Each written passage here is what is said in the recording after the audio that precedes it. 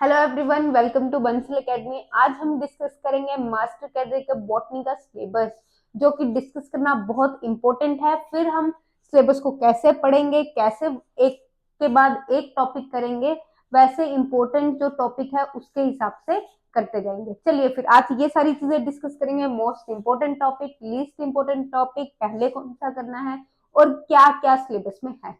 चलिए फिर स्टार्ट करते हैं बॉटनी के सिलेबस। और बॉटनी पहले तो ये देख लो कि बॉटनी कितने मार्क्स की आती है, बायोलॉजी टोटल कितने मार्क्स की आती है। एक तो होते हैं कुछ कोर बॉटनी के होते हैं टॉपिक्स, और कुछ होते हैं जो कॉमन टॉपिक होते हैं बॉटनी एंड जोलॉजी के। तो अगर मैं बात करूं बॉटनी एंड जोलॉजी की, टोटल बायोलॉजी की, तो बायोलॉजी होती है 100 मार्क्स की। बायोलॉजी जनरली 100 मार्क्स की होती है, ठीक है। तो बायोलॉजी में zoology 50 marks for zoology and 50 marks for botany. 50 marks botany के लिए है एंड 50 मार्क्स ही जोलॉजी के लिए। पर यहाँ पे हम बॉटनी का सिलेबस डिस्कस कर रहे हैं, पर कुछ कॉमन टॉपिक्स हैं तो जिनमें भी नंबर ऑफ मार्क्स वेरी कर सकता है अकॉर्डिंग टू द टॉपिक, ठीक है। चलिए फिर बायोलॉजी, अब फर्स्ट है डाइवर्सिटी इन लिविंग वर्ल्ड। तो डाइवर्सिटी इन लिविंग वर्ल्ड दोनों के लिए कॉमन टॉपिक है, चाहे ये बॉटनी है चाहे जोलॉजी है। तो यहाँ पे अगर हम बात करते हैं बायोलॉजी होती क्या है, बायोलॉजी का मतलब क्या है, बायोलॉजी क्यों जरूरी है, तो वो सारी चीजें हम इसमें डिस्कस करते हैं। फिर आता है टेक्सोनॉमी। टेक्सोनॉमी में आता है कंसेप्ट ऑफ स्पीशीज। हर इतने सारे ऑर्गेनिज्म हैं दुनिया में, तो उनको कैसे कैसे कैटेगराइज किया गया है वो सारा हम पढ़ते हैं। सिस्टमैटिक्स क्या है, ये सारी चीजें। फिर सिस्टमैटिक्स में हम और भी चीजें पढ़ते हैं कि प्लांट सिस्टमैटिक, अगर ये बॉटनी है तो प्लांट सिस्टमैटिक्स क्या है और उसके AIIMS, objective and importance. Classification, बहुत सारी क्लासिफिकेशन है, जैसे पहले 2 किंगडम क्लासिफिकेशन आई, 3 किंगडम क्लासिफिकेशन आई, 4 किंगडम, 5 किंगडम, अब 6 किंगडम भी क्लासिफिकेशन भी है जिसको हम अभी तक पढ़ते हैं। तो 5 किंगडम तक जनरली देते हैं, बट 6 किंगडम क्लासिफिकेशन के बारे में भी पूछ सकते हैं, तो वो भी हम थोड़ा सा ब्रीफ जानते हैं। तो अब क्लासिफिकेशन की बात आती है, तो क्लासिफिकेशन तो एनिमल्स एंड प्लांट दोनों की होती है, तो इसीलिए ये कॉमन टॉपिक रहता है, ठीक है। उसके बाद nomenclature, binomial system of nomenclature, जो साइंटिफिक नेम होते हैं, बोटानिकल नेम, जोलॉजिकल नेम, वो सारे इसमें बाइनोमियल नोमेनक्लेचर में पाए जाते हैं। और इसमें हम 2 नाम पढ़ते हैं, जैसे साइंटिफिक नेम मैंगो का क्या है जल्दी से बता दो कमेंट सेक्शन में, ये तो बहुत कॉमन है। टाइगर का बता दो, जोलॉजी पढ़ लेते हैं थोड़ी सी। चलो अर्थवॉर्म का बता दो। चलो आगे चलते हैं, ठीक है। Next, cell features and classification of kingdom Monera. Monera में क्या आते हैं, बैक्टीरिया। अब सिस्टम आ गई, ये 5 किंगडम सिस्टम की बात है ना, तो मोनरा आ गया, प्रोटिस्टा, फंजाई, प्लांटे, एनिमेलिया कहाँ पढ़ोगे, जोलॉजी में, ठीक है। चलिए तो मोनरा में आ जाते हैं archaebacteria, cyano, archaebacteria, cyanobacteria, bacteria, cyanobacteria is blue green algae. इसको हम एल्गी में भी पढ़ते हैं, ब्लू ग्रीन एल्गी को हम एल्गी में भी पढ़ते हैं। चलिए इसमें क्या होता है, general structure, occurrence, reproduction and economic importance क्या रहती है। बैक्टीरिया जरूरी भी होते हैं बहुत सारे, ठीक है, और हार्मफुल बैक्टीरिया भी होते हैं, वो भी थोड़ा बहुत डिस्कस कर लेते हैं, ठीक है। बट मेन बैक्टीरिया की क्लासिफिकेशन करते हैं इसमें। फिर आता है किंगडम प्रोटिस्टा। किंगडम प्रोटिस्टा में क्या आते हैं, प्रोटोजोन्स आते हैं, ठीक है, मेनली प्रोटोजोन्स आते हैं। और जैसे प्रोटोजोन्स कौन है, अमीबा आ गए आपके, इन सब के बारे में पढ़ते हैं, यूग्लिनोइड्स, डाइनोफ्लैजेलेट्स। तो general structure, occurrence, reproduction and economic importance again diatom स्पीसी में आता है। फिर आगे किंगडम फंजाई। किंगडम फंजाई में जो बेसिक क्लासेस हैं, पहले तो हम उनके बारे में 1 बाय 1 पढ़ते हैं। फिर कौन सी, जनरली क्वेश्चन किंगडम फंजाई पे आ जाता है कि कौन सी फंजाई किस क्लास को बिलोंग करती है, ठीक है। बेसिडियोमाइसिटीज में कौन आता है, मशरूम आते हैं, क्या आते हैं, एस्कोमाइसिटीज में कौन आता है, तो ये सारी बातें पूछ ली जाती हैं जनरली। फिर इकोनॉमिकली इंपोर्टेंस क्या होती है, जो डिजीज होती है, फंगल डिजीज होती है क्रॉप्स के लिए। हम बॉटनी पढ़ते हैं तो क्रॉप्स की बात करेंगे। क्रॉप्स में कौन सी होती है, जैसे रस्ट होगी, वीट रस्ट हो गया, या ब्रासिका के लिए, क्रूसीफर्स के लिए जो होता है व्हाइट रस्ट ऑफ क्रूसीफर्स हो गया। बहुत सारी ऐसी चीजें जो क्रॉप्स को खराब करती हैं, और कौन सा कॉजल ऑर्गेनिज्म है उसके पीछे, ठीक है।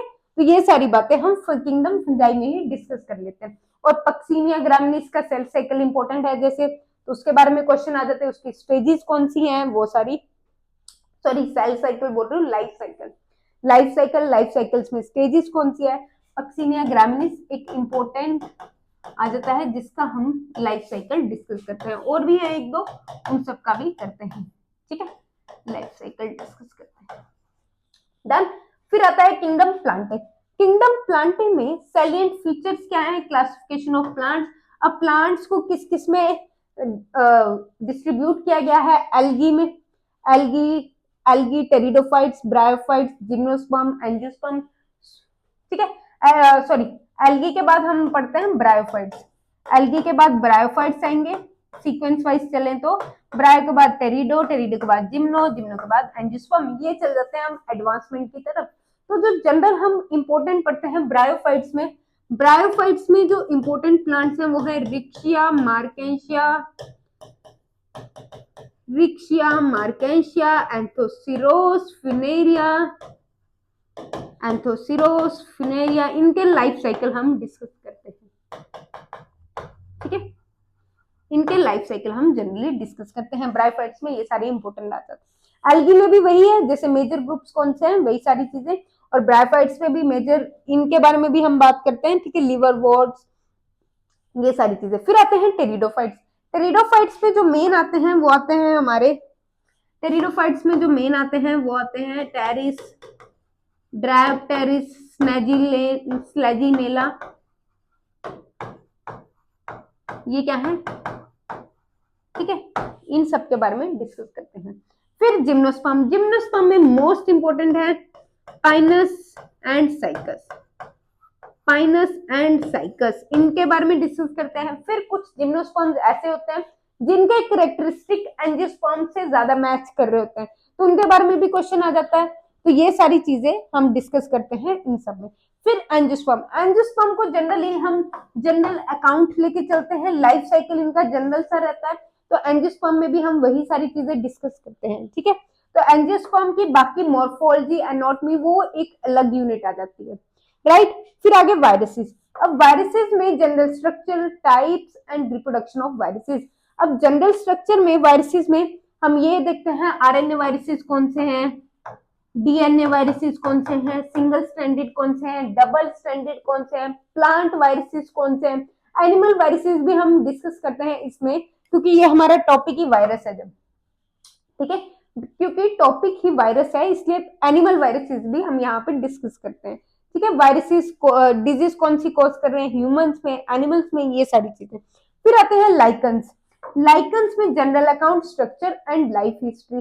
फिर कौन से लाइकन्स सिम्बायोटिक एसोसिएशन में है, मतलब किसके साथ सिम्बायोटिक एसोसिएशन में है, लाइकन सिम्बायोटिक एसोसिएशन में ही होते हैं, किसके साथ सिम्बायोटिक एसोसिएशन में, कौन सी एल्गी इन्वॉल्व है, तो ये सारे क्रस्टोज लाइकन है या कौन सी है, तो वो सारी चीजें हम लाइकन्स में डिस्कस करते हैं। और लाइकन्स की थोड़ी सी इकोनॉमिक इंपोर्टेंस भी होती है कि लाइकन्स वहां होती है ज्यादा जहां पे पॉल्यूशन कम होता है, ठीक है।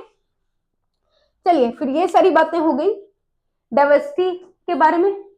उसके बाद यहीं पे, अच्छा खत्म हो गया ये, आई एम सॉरी, चलिए उसके बाद आती है प्लांट फिजियोलॉजी। तो प्लांट फिजियोलॉजी, अच्छा यूनिट 2 आएगी अभी, रुको रुको, अरे देखो देखो कहां छुपी हुई थी unit 2, structural organisation in plants. Structural organisation में क्या आता है, टिश्यू, टिश्यू कौन से हैं, सिंपल टिश्यू, कॉम्प्लेक्स टिश्यू, ये सारी चीजें हम कवर करते हैं। Simple, complex tissue, permanent tissue, meristematic tissue, permanent tissue, meristematic tissue, ये सारी बातें हम कवर करते हैं किसमें, स्ट्रक्चरल ऑर्गेनाइजेशन इन प्लांट्स में, ठीक है। उसके बाद टिश्यूज के बाद आता है मॉर्फोलॉजी, ये पता नहीं क्या है, and modification of root, stem and leaves, ठीक है। तो मॉर्फोलॉजी हम चेक करते हैं, मॉर्फोलॉजी, और कैसी रूट्स कौन से टाइप में होती हैं, जैसे पोटैटो क्या है, स्टेम मॉडिफिकेशन, तो मॉडिफिकेशन पढ़ते हैं हम, लीफ में मॉडिफिकेशन जैसे पेटियोल बन जाती है, या रूट मॉडिफिकेशन जो स्टोर कर रही है रूट को फूड को स्टोर करती हैं रूट्स, जैसे स्वीट पोटैटो, तो इस पे क्वेश्चन आ जाता है। बहुत सारी एग्जांपल्स हैं रूट, स्टेम एंड लीफ में। ये थोड़ा वास्ट एंड एडवांस टॉपिक है, तो इसको हम पूरा कवर करते हैं या मॉर्फोलॉजी में। और मॉर्फोलॉजी में ये भी आ जाता है, इंपॉर्टेंट आ जाता है इनफ्लोरेसेंस। तो टाइप्स ऑफ इनफ्लोरेसेंस, इस पे क्वेश्चन जनरली पूछ लिया जाता है। फ्लावर कैसा है, फ्लावर का अरेंजमेंट कैसा है, ठीक है, कितने वर्ल्स में है, presentation, fruit, types of fruit and seed, ठीक है। और ये फैमिलीज कवर होती हैं, लिलिएसी, सोलनेसी, फैबेसी, ब्रासिकेसी। ऊपर 2-3 फैमिलीज और हैं जिनको कई बार हम थोड़ा बहुत उनके बारे में भी डिस्कस कर लेते हैं, एंजियोस्पर्मिक फैमिलीज। तो इनकी इंपॉर्टेंस, टॉपिक और इनका डिस्ट्रीब्यूशन पैटर्न ये हमें पता होना चाहिए। और यहाँ पे floral formula and floral diagram एक इंपॉर्टेंट टॉपिक आ जाते हैं ये भी। और फ्लोरल डायग्राम से जनरली हम सारे कैरेक्टर्स, प्लांट के सारे कैरेक्टर्स के बारे में पता कर सकते हैं जनरली। डन, इतनी बात हो गई। चलिए अब थोड़ा सा इसमें एक चीज देख लेते हैं। फैमिली ब्रासिकेसी के कौन से मेंबर है, फैबेसी के, सोलनेसी के, लिलिएसी, पोएसी, इन सब के मेंबर्स कौन से हैं। तो पोएसी जैसे ग्रास फैमिली है, सोलनेसी आलू की फैमिली है, ब्रासिकेसी मस्टर्ड फैमिली है। तो ये सारी बातें हमें पता होनी चाहिए। इस पे भी क्वेश्चन आता है कि which of the following belong to this family, that family, ये वाला क्वेश्चन आ जाता है, ठीक है। तो चलिए यहाँ पे क्या हो गया, मॉर्फोलॉजी इसमें ही आ गया, मॉर्फोलॉजी खत्म हो गई। फिर आती है एनाटॉमी। एनाटॉमी में सेकेंडरी ग्रोथ बहुत इंपॉर्टेंट है। एनाटॉमी में जो मेन सबसे ज्यादा इंपॉर्टेंट है वो है secondary growth. Secondary growth important topic है। और सेकेंडरी ग्रोथ डायकोट स्टेम में होती है, तो यही इंपॉर्टेंट होता है। बाकी और एनाटॉमी ऑफ रूट पढ़ते हैं, स्टेम पढ़ते हैं, इनमें डिफरेंस क्या है दोनों में। लीफ के एनाटॉमी पढ़ते हैं, अंदर एनाटॉमी समझ गए ना, internal structure, morphology external structure. Anatomy क्या है, इंटरनल स्ट्रक्चर, इंटरनल स्ट्रक्चर अंदर वाला स्ट्रक्चर, और मॉर्फोलॉजी क्या जाता है, एक्सटर्नल स्ट्रक्चर, एक्सटर्नल स्ट्रक्चर, ठीक है। तो ये सारी बातें हम कवर करते हैं। डन, चलते हैं आगे। एनाटॉमी हो गया, टिश्यू सिस्टम हो गया, फिर anatomy, tissue system generally anatomy में ही आ जाता है। फिर मॉर्फोलॉजी, मॉर्फोलॉजी में रूट, स्टेम एंड लीफ सब कुछ आ गया, ठीक है। और ये सारी चीजें भी आ गई। अब प्लेसेंटेशन भी इंपॉर्टेंट है, इस पे भी क्वेश्चन आता है, फ्रूट पे भी आ सकता है, टाइप्स ऑफ फ्रूट्स, सीड पे कभी कभार आ जाता है, कभी कभार नहीं आता है, ठीक है। तो ये सारी बातें क्लियर हो जानी चाहिए। चलिए उसके बाद आती है plant physiology, most important unit, ठीक है। प्लांट फिजियोलॉजी आती है आपकी most important unit, most important unit, ठीक है। प्लांट फिजियोलॉजी मोस्ट इंपोर्टेंट है। इसमें क्या क्या आता है, प्लांट फिजियोलॉजी में आपका कवर होता है ट्रांसपोर्ट, ये ट्रांसपोर्टेशन है, जाइलम फ्लोएम से कैसे ट्रांसपोर्ट हो रही है चीजें, स्टोमेटा का क्या रोल है, ठीक है। तो एसेंट ऑफ सैप क्या है, ये सारी चीजें, मिनरल न्यूट्रिएंट कैसे ट्रांसपोर्ट हो रहे हैं, सिम्पोर्ट, एंटीपोर्ट, ये सारा कवर होता है इसमें। सिम्प्लास्ट, एपोप्लास्ट, रूट प्रेशर क्या रहता है, ट्रांसपिरेशन पुल क्या होता है, गटेशन क्या है, ट्रांसपिरेशन और गटेशन में डिफरेंस क्या है, ये सारी चीजें यहीं पे कवर हो जाती है, ठीक है। तो ये आपको आना चाहिए। मास फ्लो हाइपोथेसिस क्या है, ये भी आना चाहिए। Done, clear. उसके बाद आता है मिनरल न्यूट्रिशन। मिनरल न्यूट्रिशन में आते हैं एसेंशियल मिनरल कौन से हैं, मैक्रो न्यूट्रिएंट्स कौन से हैं, माइक्रो न्यूट्रिएंट्स कौन से हैं। मैक्रो जो लार्ज अमाउंट में होते हैं, माइक्रो कम अमाउंट में। अब प्लांट को कौन से ज्यादा अमाउंट में चाहिए, कौन से कम अमाउंट में, ये इसका रहता है मिनरल न्यूट्रिशन का। और इनके डेफिशिएंसी सिम्टम्स क्या रहते हैं, प्लांट्स में अगर किसी की कमी हो जाए तो वो क्या है, क्वेश्चन कहीं से भी आता है इसमें, क्योंकि ये इतनी इंपॉर्टेंट यूनिट है, ठीक है। उसके बाद मिनरल टॉक्सिसिटी क्या होती है, हाइड्रोपोनिक्स क्या है, एरोपोनिक्स के बारे में भी थोड़ा सा पूछ लेते हैं। वैसे एलिमेंट्री आइडिया, एक आइडिया सा होना चाहिए। हाइड्रोपोनिक्स इतना बड़ा टॉपिक नहीं है, छोटा सा टॉपिक है। और साथ में इसके थोड़ा थोड़ा एरोपोनिक्स के बारे में भी बता दिया जाता है, ठीक है, एरोपोनिक्स। फिर nitrogen metabolism, nitrogen metabolism mineral nutrition के ही अंडर आ जाता है। नाइट्रोजन मेटाबॉलिज्म में क्या है, बायोलॉजिकल नाइट्रोजन फिक्सेशन कैसे हो रही है, ठीक है, और नाइट्रोजन हवा में कैसे घूम रही है, नाइट्रोजन साइकिल, ये सारा जमीन में कैसे आ रही है, जमीन से हवा में कैसे जा रही है, प्लांट में कैसे जा रही है, हम में कैसे आ रही है, नाइट्रोजन किस किस चीज का इंपॉर्टेंट पार्ट है, जैसे डीएनए का इंपॉर्टेंट पार्ट है प्रोटीन का। तो ये सारी चीजें हम डिस्कस करते हैं नाइट्रोजन मेटाबॉलिज्म। ठीक है, तो ये सारी डिस्कस करते हैं हम नाइट्रोजन मेटाबॉलिज्म। तो जो 50 मार्क्स का डिस्ट्रीब्यूशन है वो आपको समझ आ रहा होगा किस तरह से, राइट। चलते आगे, फिर आती है फोटोसिंथेसिस। फोटोसिंथेसिस भी इंपॉर्टेंट है। नाइट्रोजन मेटाबॉलिज्म एंड फोटोसिंथेसिस इसमें सबसे ज्यादा इंपॉर्टेंट है, मोस्ट इंपॉर्टेंट। अब फोटोसिंथेसिस में क्या हो रहा है कि पिगमेंट्स कौन से इन्वॉल्व है, फोटोसिंथेसिस में क्या हो रहा है, ग्लूकोज कैसे बन रहा है, खाना प्लांट्स कैसे बना रहे हैं, ठीक है, लाइट की प्रेजेंस में बना रहे हैं, कौन सी लाइट आ रही है, कौन सी वेवलेंथ इंपॉर्टेंट है, पिगमेंट्स कौन से इन्वॉल्व है, C3 साइकिल हो रही है, C4 साइकिल हो रही है, cyclic and non cyclic photophosphorylation क्या है, लाइट रिएक्शन क्या है, डार्क रिएक्शन क्या है, तो वो सारा हम इसी में कवर करते हैं। C3 cycle, C4 cycle, light reaction, dark reaction, ये सारा हम इसी में कवर करते हैं। लाइट एंड डार्क रिएक्शन इसी में कवर करते हैं, ठीक है। चलिए, केमियोस्मोटिक हाइपोथेसिस क्या है, फोटो रेस्पिरेशन क्या है, फैक्टर्स अफेक्टिंग फोटोसिंथेसिस, ये सारी चीजें भी इसी में आ जाती है। चलिए, उसके बाद आता है रेस्पिरेशन। रेस्पिरेशन भी इंपॉर्टेंट है, रेस्पिरेशन भी one of the important topics है, ठीक है। चलिए, अब रेस्पिरेशन में ग्लाइकोलिसिस आती है, क्रेब्स साइकिल आती है, इलेक्ट्रॉन ट्रांसपोर्ट चेन आ रही है, Krebs cycle, electron transport, oxidative phosphorylation, anaerobic respiration, respiratory substance, respiratory quotient. Respiratory quotient पे जनरली एक आधा 2-3 साल में एक आधा क्वेश्चन आ जाता है, 2-3 बार अगर पेपर आए तो उसमें एक आधी बार क्वेश्चन आ जाता है, ठीक है। तो ये सारी इंपॉर्टेंट चीजें हैं यहाँ पे। अब नेक्स्ट आता है plant growth and development. Plant growth and development में सबसे इंपॉर्टेंट क्या है, plant growth regulators. Plant growth regulators, plant growth regulators क्या है, फाइटोहॉर्मोन्स। तो इसमें पहले तो ये सिंपल सिंपल से टॉपिक है, phases of plant growth, plant rate, condition of growth, differentiation, D differentiation and यहाँ पे आएगा रीडिफरेंशिएशन, ठीक है। रीडिफरेंशिएशन, ग्रोथ रेगुलेटर्स। तो ग्रोथ रेगुलेटर सबसे इंपॉर्टेंट टॉपिक है, जिसमें आता है रोल ऑफ ऑक्सिन। इसको पर्पल कर रही हूँ, जो इंपॉर्टेंट है उसको मार्क कर रही हूँ। रोल ऑफ ऑक्सिन दिख रहा है आपको, चेक कर लेती हूँ एक बार। हाँ, दिख तो रहा है पर हल्के वाला लेते हैं ना। Role of auxin, role of gibberellin गलत दिया है, थोड़ा सा इसकी स्पेलिंग ठीक कर लेते हैं, इंपॉर्टेंट है जिब्रेलिन, ठीक है। साइटोकाइनिन, ये भी इंपॉर्टेंट है।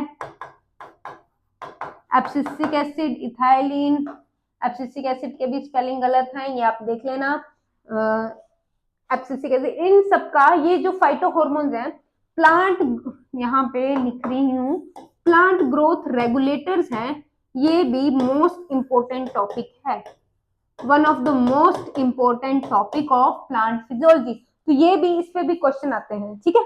चलिए नेक्स्ट, फोटोपीरियोडिज्म क्या है, लाइट से क्या इफेक्ट हो रहा है प्लांट पे।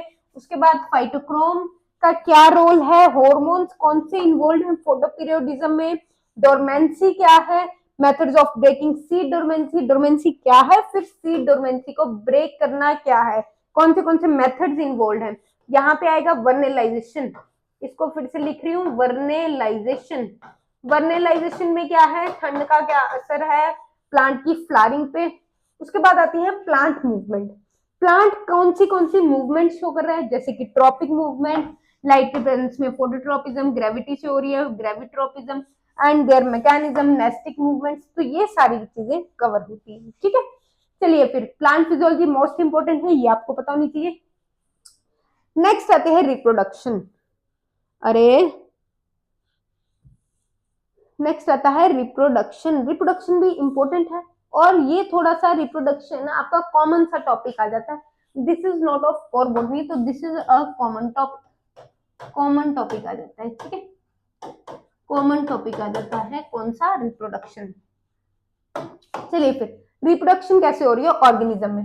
रिप्रोडक्शन एक कैरेक्टरिस्टिक फीचर है सब ऑर्गेनिज्म का।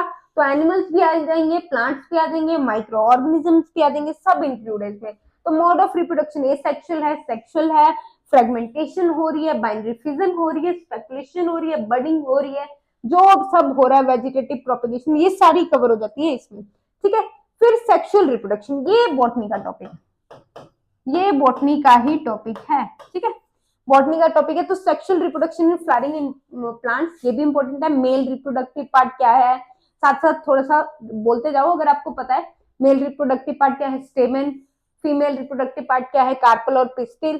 तो उन सब के बारे में हम डिटेल में पढ़ते हैं, ठीक है। और पहले पहले क्या होता है, स्टेमन और कार्पल होते हैं, फिर वो सारी प्रोसेस फर्टिलाइजेशन तक की, पोलिनेशन हो रही है, पोलिनेशन के बाद क्या हो रहा है कि वो पोलिनेशन से पहले वो जो बन रहा है पोलिन, जो पोलन बनेगा वो कैसे बन रहा है, फीमेल गैमीट कैसे बन रहा है। तो ये सारी चीजें, माइक्रोस्पोरोजेनेसिस, मेगास्पोरोजेनेसिस, और फिर क्या हो रही है, पोलिनेशन हो रही है, उसके बाद फर्टिलाइजेशन होगी, एंट्री होगी। एंट्री किसकी हो रही है पोलन ट्यूब में, पोलन की एंट्री कैसे हो रही है, कौन सी मूवमेंट है, फिर फर्टिलाइजेशन कैसे हो रही है, डबल फर्टिलाइजेशन क्या होती है, किसमें होती है, पोस्ट फर्टिलाइजेशन इवेंट्स क्या होते हैं, एंडोस्पर्म किसमें, कैसा एंडोस्पर्म होता है। ये सेक्सुअल रिप्रोडक्शन फ्लावरिंग प्लांट्स में जनरली एंजियोस्पर्म्स आते हैं, ठीक है, एंजियोस्पर्म ही होते हैं ना फ्लावरिंग प्लांट्स। तभी मैंने आपको बोला कि एंजियोस्पर्म क्या जनरल से आता है व्यू, उसके बाद एंजियोस्पर्म की हम डिटेल पढ़ते हैं, जैसे एनाटॉमी भी, एंजियोस्पर्म की मॉर्फोलॉजी भी, अब यहाँ पे सेक्सुअल रिप्रोडक्शन भी। तो एंजियोस्पर्म के बारे में तो बहुत डिटेल है, ठीक है। उसके बाद एंडोस्पर्म एंड एम्ब्रियो जो बन रहा है, ठीक है, development of endosperm and embryo. इसके बाद ये फर्टिलाइजेशन के बाद वाला पार्ट है, तो पोस्ट फर्टिलाइजेशन इवेंट्स इसको बोलते हैं। फिर सीड की डेवलपमेंट, फ्रूट कैसे बन रहा है, स्पेशल मोड्स क्या है, एपोमिक्सिस, पार्थिनोकार्पी, पॉलीएम्ब्रियोनी। एक तो होगी फर्टिलाइजेशन नॉर्मल, बट इन सब में क्या हो रहा है, इनमें छोटा छोटा डिफरेंस है, थोड़ा थोड़ा डिफरेंस, किसमें फर्टिलाइजेशन नहीं हो रही है, बिना फर्टिलाइजेशन के बन रहा है, किसमें फर्टिलाइजेशन हो रही है और कुछ और बन रहा है, किसमें बहुत सारे एम्ब्रियो बन रहे हैं। तो यही चीजें हैं। और सिग्निफिकेंस क्या है सीड और फ्रूट फॉर्मेशन का, सीड क्यों बनना चाहिए, फ्रूट क्यों बनना चाहिए, ये भी इंपॉर्टेंट है। तो आई होप आपको इतना क्लियर हुआ होगा। आगे चलते हैं cell biology, genetics and evolution पे, ठीक है। तो सेल बायोलॉजी भी कॉमन टॉपिक आ जाता है। Cell biology botany plus zoology के लिए कॉमन टॉपिक आ जाता है। फिर आती है जेनेटिक्स एंड एवोल्यूशन। चलिए पहले सेल बायोलॉजी डिस्कस कर लेते हैं। Structure and function of biomolecule, ये बायोमोलिक्यूल कौन से, carbohydrate, lipid, proteins and nucleic acid, इनके बारे में पढ़ते हैं। फिर एंजाइम्स कौन से इन्वॉल्व होते हैं, एंजाइम का एक्शन क्या होता है, कैसे एंजाइम काम करते हैं। यहीं पे स्ट्रक्चर ऑफ प्लाज्मा मेम्ब्रेन भी डिस्कस करते हैं, ठीक है। कौन सा मॉडल है, model, structure, model, most accepted model कौन सा है, मोस्ट एक्सेप्टेड मॉडल कौन सा है प्लाज्मा मेम्ब्रेन का, ये भी पूछा जाता है। कौन सा है कमेंट सेक्शन में बताओ अगर पता है, ठीक है। फिर cell wall, ultra structure of cell organelle with brief, जैसे अल्ट्रा स्ट्रक्चर क्या है सेल ऑर्गेनेली का, एंडोप्लाज्मिक रेटिकुलम क्या है, एंडोप्लाज्मिक रेटिकुलम में Golgi bodies, lysosomes, vacuoles, mitochondria, ribosome, plastid, cilia, flagella, इनके क्या क्या काम है, किस किस में प्रेजेंट होते हैं, सेंट्रियोल, न्यूक्लियस, न्यूक्लियोलस किस किस में प्रेजेंट होते हैं, क्या काम है, कैसे सारा मैकेनिज्म चल रहा है सेल में, वो सारी चीजें हम ब्रीफ डिस्कशन करते हैं हर एक ऑर्गेनेली पे, ठीक है। चलिए उसके बाद नेक्स्ट यहाँ से आता है एवोल्यूशन। तो एवोल्यूशन भी अगर देखा जाए वैसे तो जोलॉजी का रहता है बट कॉमन ही हो जाता है, तो एवोल्यूशन बॉटनी प्लस जोलॉजी दोनों में आ जाता है, ठीक है। चलिए अब heredity and variation, Mendelian inheritance क्या है। अच्छा यहाँ पे एवोल्यूशन, मेंडेलियन इनहेरिटेंस, ठीक है, इसमें ये जेनेटिक्स का पार्ट भी आ जाता है थोड़ा सा, ठीक है, और साथ साथ चल रहा है ये। अच्छा सॉरी सॉरी, यहाँ पे ये सारा पार्ट किसका है, जेनेटिक्स का है, बट ये कॉमन है, जेनेटिक्स का भी एवोल्यूशन आएगा इसके बाद, ठीक है। तो ये कॉमन पार्ट है, Mendelian inheritance, deviations from Mendelian Mendelism, incomplete dominance क्या है, ये सारी बातें हम कवर करते हैं। कौन सा प्लांट इनकम्प्लीट डोमिनेंस शो करता है, को डोमिनेंस कौन सा प्लांट शो करता है, ठीक है। मीराबाइलिस जलापा क्या शो करता है, इनकम्प्लीट या कोडोमिनेंस, ये जान के आना, ठीक है। मल्टीपल एलील्स, प्लायोट्रोपी, पॉलीजेनिक इनहेरिटेंस क्या है, ठीक है। क्रोमोसोम थ्योरी ऑफ इनहेरिटेंस क्या है, क्रोमोसोम्स एंड जीन क्या है। तो ये सारी बातें जेनेटिक्स की हैं और ये जेनेटिक्स में कवर होती हैं, ठीक है, ये सारी बातें जेनेटिक्स में कवर होती हैं। चलिए फिर नेक्स्ट आता है, लास्ट नेक्स्ट आता है हमारे पास, ये आ जाती है मॉलिक्यूलर बायोलॉजी। ये जनरली जेनेटिक्स में नहीं आती, ये मॉलिक्यूलर बायोलॉजी आती है, ठीक है। This is molecular biology, molecular biology के टॉपिक है। इसमें क्या हो रहा है, मॉलिक्यूलर बेसिस ऑफ इनहेरिटेंस क्या है? डीएनए। डीएनए से कैसे आरएनए बन रहा है? एमआरएनए बनता है। सेंट्रल डोग्मा आप सबको पता होगा। एमआरएनए से कैसे प्रोटीन बन रहा है, तो ये सारा डिस्कस करते हैं, ठीक है। Gene expression and regulation, transcription, genetic code क्या है? ट्रांसक्रिप्शन ट्रांसलेशन यही है। ट्रांसक्रिप्शन क्या है? डीएनए से आरएनए बनना और आरएनए से प्रोटीन बनना इज ट्रांसलेशन, ठीक है। तो ये सारा भी डिस्कस करते हैं। उसके बाद नेक्स्ट आता है एवोल्यूशन। एवोल्यूशन में क्या आता है? एवोल्यूशन भी कॉमन टॉपिक है। मॉलिक्यूलर बायोलॉजी भी कॉमन टॉपिक है। जोलॉजी प्लस बॉटनी का एवोल्यूशन भी कॉमन टॉपिक है, बॉटनी प्लस जोलॉजी का। तो एवोल्यूशन में मेन जो कवर करते हैं ओरिजिन ऑफ लाइफ, लाइफ कैसे स्टार्ट हुई है, तो इसके ये बहुत इंटरेस्टिंग है। एवोल्यूशन बहुत इंटरेस्टिंग है, इसमें आपको पता चलेगा लाइफ कैसे स्टार्ट हुई, हम कैसे बने, कितनी मशक्कतों के बाद हम बने हैं, ठीक है। तो ये सारी बातें, चलिए, और हमारा जन्म कैसे कैसे हुआ है और हम अपने जन्म को कैसे यूटिलाइज कर रहे हैं, ये सारी बातें भी होती हैं। चलो आ जाओ। Origin of life, biological evolution, evidence क्या है बायोलॉजिकल एवोल्यूशन के, पैलियोंटोलॉजी क्या है, comparative anatomy, embryology, molecular evidence, मतलब पुरानी चीजें कंपैरिजन क्या हुआ है, पुरानी चीजें पहले कैसे होती थी अब कैसे होती है, ठीक है। उसके बाद लेमार्क थ्योरी क्या है, डार्विन का कंसेप्ट क्या है, किसको किसको बदला गया, किसको रिजेक्ट किया गया, वो सारी चीजें इसमें कवर होती हैं। ज्यादा मॉडर्न थ्योरी कौन सी है एवोल्यूशन की, मैकेनिज्म क्या है, म्यूटेशन एंड रिकॉम्बिनेशन कैसे हो रहा है, नेचुरल सिलेक्शन क्या है, उसकी एग्जांपल्स क्या है, ठीक है। Gene flow and genetic drift, Hardy Weinberg principle इसमें इंपॉर्टेंट आ जाता है। एवोल्यूशन में से हमेशा क्वेश्चन आपको देखने को मिलेगा। अडेप्टिव रेडिएशन क्या है, ह्यूमन एवोल्यूशन क्या है, कौन से पहले आए थे, रामापिथिकस आए थे या बहुत सारे और भी हैं, रामापिथिकस, सेपियंस, कौन से होमोसेपियंस, सेपियंस, काफी सारे हैं, ठीक है। इसमें ऑस्ट्रेलोपिथिकस, रामापिथिकस, ठीक है। तो इनमें से कौन से पहले आए थे, कौन से बाद में आए थे, होमो हेबाइलस पहले आए थे, निएंडरथल मैन पहले आए थे, तो ये सारी चीजें हम पढ़ते हैं इसमें, ठीक है। चलिए, एवोल्यूशन भी कवर हो गया, मतलब कवर करेंगे हम सारा, कैसे कैसे किसको करेंगे, मैं बॉटनी की बात करूंगी, ये जो कॉमन टॉपिक्स है इसके ये चलते रहेंगे आपके, ठीक है। तो उसके बाद आते हैं biology and human welfare. Next आता है बायोलॉजी एंड ह्यूमन वेलफेयर। तो बायोलॉजी में क्या है, इंप्रूवमेंट इन फूड प्रोडक्शन, खाने की प्रोडक्शन में इंप्रूवमेंट, प्लांट ब्रीडिंग, ठीक है। मतलब अब बढ़ती पॉपुलेशन के साथ हम फूड प्रोडक्शन को कैसे अच्छा कर सकते हैं, क्वालिटी एंड क्वांटिटी में कैसे लेके आ सकते हैं, ठीक है। तो इसमें क्या है, food production, plant breeding, plant breeding क्या है, प्लांट को ब्रीड करवाना, tissue culture, single cell protein क्या है, बायोफोर्टिफिकेशन क्या है, एपिकल्चर क्या है, एनिमल हस्बेंड्री क्या है, ठीक है। तो ये सारी बातें भी हम इसी में कवर करते हैं, बायोलॉजी इन ह्यूमन वेलफेयर, ठीक है। एपिकल्चर क्या है, बीज की जो प्रोडक्शन करवाते हैं वही वाला, हनी की प्रोडक्शन, बीज की प्रोडक्शन, हनी की production with the help of honey बीज। चलिए, उसके बाद biotechnology and its application. Biotechnology बहुत इंपॉर्टेंट है आजकल के चीजों को लेके। कोरोना की वैक्सीन बनी, वो क्या है, बायोटेक्नोलॉजी है। कोई नई डिजीज आती है जिसकी वैक्सीन बन रही है, वो बायोटेक्नोलॉजी है, ठीक है। तो principles and process of biotechnology, genetic engineering क्या है, जीन्स में कुछ ऐसी चीजें करना जिससे नए रिकॉम्बिनेंट्स बनाना, और उसी को क्या बोलते हैं, रिकॉम्बिनेंट डीएनए टेक्नोलॉजी, ठीक है। फिर एप्लीकेशन ऑफ बायोटेक्नोलॉजी, हेल्थ में क्या है, अब ह्यूमंस के लिए वैक्सीन बन रही है तो प्लांट्स के लिए भी तो कुछ हो रहा होगा, एग्रीकल्चर में भी कुछ हो रहा होगा। बीटी कॉटन बन रहा है, जो बीटी कॉटन क्या है, बायोटेक्नोलॉजी, ठीक है। तो ये सारी चीजें, ट्रांसजेन ये आ गई, बीटी क्रॉप भी आ गई, ठीक है। बीटी ब्रिंजल भी है, एक बीटी कॉटन भी है।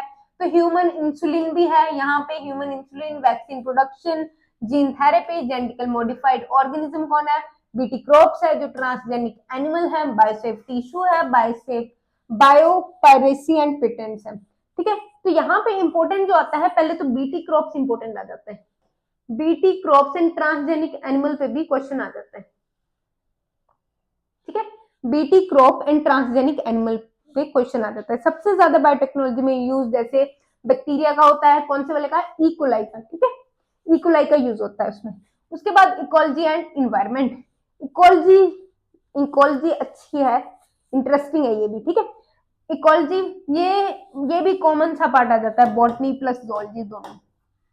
तो ऑर्गेनिज्म एंड इन्वायरमेंट, हैबिटेट क्या है, नीश क्या है, पॉपुलेशन इकोलॉजी क्या है, पॉपुलेशन एंड इकोलॉजिकल एडेप्टेशन क्या है, और इंटरेक्शंस कैसी है, वही होता है। इकोलॉजी क्या होता है, इन्वायरमेंट के साथ क्या रिलेशन है किसी ऑर्गेनिज्म का, ठीक है, उसी को इकोलॉजी बोलते हैं। तो म्यूचुअलिज्म, कंपटीशन, प्रेडेशन, पैरासिटिज्म, ये सारी बातें पता होनी चाहिए आपको, इनके एग्जांपल्स पता होनी चाहिए। एग्जांपल कमेंसलिज्म क्या है, ठीक है, ये सारी बातें, म्यूचुअलिज्म क्या है, कमेंसलिज्म क्या है, ये सारी बातें आपको पता होनी चाहिए। तो पॉपुलेशन के एट्रीब्यूट क्या है, growth, birth rate, death rate, age distribution. उसके बाद आता है इकोसिस्टम। इकोसिस्टम में आता है productivity and decomposition, energy flow ecosystem में कैसे हो रहा है, ठीक है। उसके बाद pyramids, pyramid of number, biomass, ये भी, इस पे भी क्वेश्चन पूछ लेते हैं, एग्जामिनर का मन होगा पूछ लेगा क्वेश्चन आपसे, ठीक है। Number, biomass, energy, nutrient cycle. अब नाइट्रोजन साइकिल, हम नाइट्रोजन मेटाबॉलिज्म पढ़ लेते हैं, बट यहाँ पे कार्बन एंड फोस्फोरस का भी साइकिल आता है, कार्बन एंड फोस्फोरस का भी साइकिल आता है, ठीक है। उसके बाद आता है इकोलॉजिकल सक्सेशन। इकोलॉजिकल सक्सेशन, पहले कौन सा प्लांट आया था, फिर जैसे पहले लाइकन्स आती हैं, कोई बैरन एरिया हो उसमें पहले लाइकन्स आएंगी, लाइकन सॉइल को क्या करती है, सॉफ्ट करती है, फिर लाइकन्स के बाद मॉसेस आती हैं, फिर ऐसे ऐसे ब्रायोफाइट्स आ जाएंगे, फिर टेरिड, मॉसेस ब्रायोफाइट्स होते हैं, फिर टेरिडोफाइट्स आ जाएंगे, फिर जिम्नोस्पर्म्स, फिर एंजियोस्पर्म्स, ऐसे ही सारा सक्सेशन होता है। ऐसे ये हो गया लैंड का। अब अलग अलग सक्सेशन में अलग अलग चीज आते हैं। इकोलॉजिकल सर्विसेज, जैसे कार्बन फिक्सेशन करते हैं कुछ, pollution, oxygen release, biochemical cycle, तो ये सारी बातें कवर करते हैं हम इकोलॉजी में। उसके बाद बायोडाइवर्सिटी को कैसे बचाया जाता है, पैटर्न क्या है बायोडाइवर्सिटी का, और इम्पोर्टेंस क्या है बायोडाइवर्सिटी की। अगर बायोडाइवर्सिटी लॉस हो गई, मतलब कोई भी एनिमल खत्म होता है, एक्सटिंक्ट होता है, तो उसका क्या इफेक्ट पड़ता है, उस तरह से इसको लेके चलते हैं। तो हॉटस्पॉट्स क्यों बनाए गए हैं, एंडेंजर्ड ऑर्गेनिजम्स के लिए, या रेड डेटा बुक क्या है जिसमें सारा डेटा है ये सारा कि कौन सा ऑर्गेनिज्म वर्ज ऑफ एक्सटिंक्शन पे है। उसके बाद biosphere reserve, national park, sanctuaries, इनके बारे में आपको थोड़ा थोड़ा पता होना चाहिए, बट ये बहुत सारे होते हैं, तो लर्न कर लो, अगर पेपर में क्वेश्चन आता है तो निकल जाता है, ठीक है। तो लर्न करने वाला क्वेश्चन है, तभी बोलते हैं जीके को स्ट्रॉन्ग रखो, ठीक है, कभी भी काम आ जाती है। बॉटनी में जीके का क्या काम, यहाँ पे आ जाएगा आपका काम, ठीक है। हम ऐसे ही बोलते हैं ना, हमें कोई बोलता है जीके पढ़ लो, हम बोलते हैं यार बॉटनी में क्या, साइंस में क्या काम है, बहुत काम है भाई, बहुत ज्यादा काम है, ठीक है। चलो आगे चलते हैं। अब नेक्स्ट आता है इन्वायरमेंटल इश्यूज। इन्वायरमेंटल इश्यूज क्या है, जैसे एयर पॉपुलेशन और उसका कंट्रोल, वाटर पोल्यूशन का कंट्रोल, कौन से बैक्टीरियाज इन्वॉल्व होते हैं, कैसे इन्वॉल्व होते हैं, एग्रोकेमिकल्स का क्या इफेक्ट होता है, और solid waste, radio active waste, इन सबका क्या इफेक्ट होता है प्लांट्स पे, इन्वायरमेंट पे, पानी पे। फिर आता है ग्रीन हाउस इफेक्ट, और ग्रीन हाउस इफेक्ट में पहले तो गैसेस कौन सी इन्वॉल्व है, दूसरा क्रॉप्स कौन सी, क्रॉप्स की प्रोडक्शन हो सकती है ग्रीन हाउस में, तो ये दो तीन इंपॉर्टेंट क्वेश्चन आते हैं। फिर ग्लोबल वार्मिंग जो आजकल बहुत ज्यादा हो रही है, ग्लोबल वार्मिंग, ओजोन डिप्लीशन पे भी क्वेश्चन आता है, ओजोन डिप्लीशन कभी कभार, ठीक है, डिफोरेस्टेशन, और कोई भी तीन केस स्टडी इन्होंने बोला है, कोई भी तीन केस स्टडी जिसमें हम इन्वायरमेंटल इश्यूज के बारे में पढ़े। तो ऐसे तो क्वेश्चन जनरली इन्वायरमेंटल इशू पे, यहाँ पे एक केस स्टडी आती है, अच्छा सक्सेस स्टोरीज, तो ये देखते हैं कौन सी आती है, सक्सेस स्टोरी पढ़ेंगे हम कोई नहीं, ठीक है। सक्सेस स्टोरी एक तो वो सुंदरलाल बहुगुणा ने स्टार्ट की थी, वो देखो आप, ठीक है। चिपको मूवमेंट कितनी सक्सेसफुल रही, तो वो आ सकती है एक यहाँ पे, ठीक है। चिपको मूवमेंट के बारे में पढ़ सकते हैं। चलिए अब एक बार देख ले कौन कौन से सबसे ज्यादा इंपॉर्टेंट क्या है, सबसे कम इंपॉर्टेंट क्या है, मोस्ट इंपॉर्टेंट कौन सी यूनिट है। तो पहले उठाते हैं प्लांट फिजियोलॉजी। प्लांट फिजियोलॉजी को पहले कवर करें क्योंकि इसकी वेटेज सबसे ज्यादा है, प्लांट फिजियोलॉजी की वेटेज सबसे ज्यादा है, ठीक है। प्लांट फिजियोलॉजी के बाद हम पढ़ सकते हैं ये एरो मिटा देते हैं, एरो का कोई काम नहीं है। प्लांट फिजियोलॉजी के बाद बायोडाइवर्सिटी वाला चैप्टर, जिसमें अलग अलग क्या है, जिसमें सारे एल्गी है, ब्रायो है, प्लांट डाइवर्सिटी जनरली, तो प्लांट के बारे में ही होगी ये, प्लांट के बारे में, ठीक है। एल्गी के बारे में, फंजाई के, पहले एल्गी पढ़ लेते हैं फिर फंजाई पढ़ लेंगे, बैक्टीरिया, वायरसेस, पढ़ जैसे मर्जी लेंगे पर स्टार्टिंग यहीं से होगी, फिर बायोडाइवर्सिटी आएगी।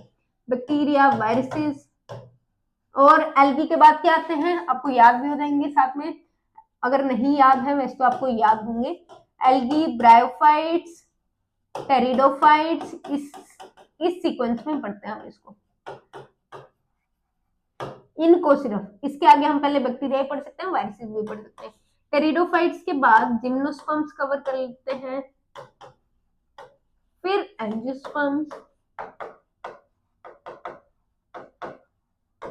ठीक है, ये सारी बातें। बायोडाइवर्सिटी के बाद नेक्स्ट आता है जो इंपॉर्टेंट, वो आ जाता है morphology. Next important is morphology, ठीक है। मॉर्फोलॉजी आ गई, मॉर्फोलॉजी ऑफ फ्लावरिंग प्लांट्स, फिर आती है एनाटॉमी। मॉर्फोलॉजी के बाद सेक्सुअल रिप्रोडक्शन आ जाती है, sexual reproduction in flowering plants, ठीक है, ये इंपॉर्टेंट आ जाता है।